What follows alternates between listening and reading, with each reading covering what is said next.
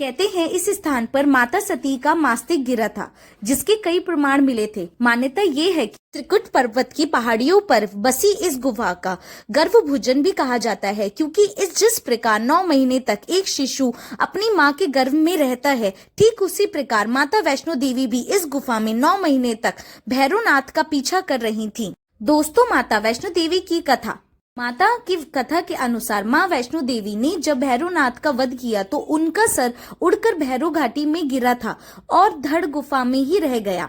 कहा जाता है कि वैष्णो देवी की गुफा में भैरव का शरीर आज भी मौजूद है और जो कि इस पत्थर के रूप में विराजमान है और भक्त गुफा में जाते वक्त उसी पत्थर के ऊपर होकर गुजरते हैं। आदि शक्ति वैष्णो देवी माता कटरा का ये शक्तिपीठ दिव्य स्थानों में से एक माना जाता है। इस स्थान पर जो भी आता है वो उसे गर्भ में जाने की मुक्ति मिलती है, तथा अगर वह गर्भ में भी आ जाता है तो उसे गर्भ में भी होने का कष्टों से मुक्ति मिलती है। माना जाता है कि भैरव नदियों के रूप में बदल जाने के बाद दाएं में माँ काली, बाएं में माँ सरस्वती और मध्य में माँ लक्ष्मी पिंडी के रूप में विराजित हैं।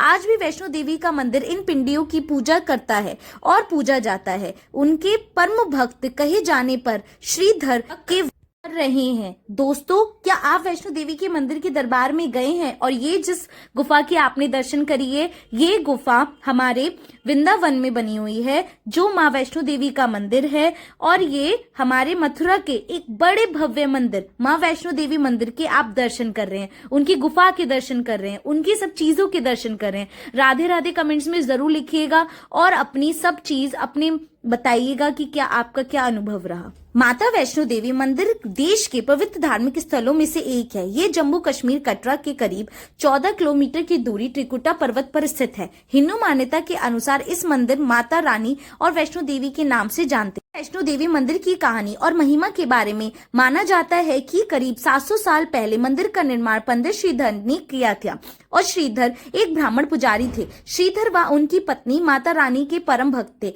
एक बार श्रीधर को अपने सपने में दिव्य के जरिए भंडारा करने का आदेश मिला, लेकिन श्रीधर का आर्थिक स्थिति अच्छी नहीं थी, जिसके कारण वह आयोजन की चिंता करने लगे और चिंता की पूरी रात जगे रहे।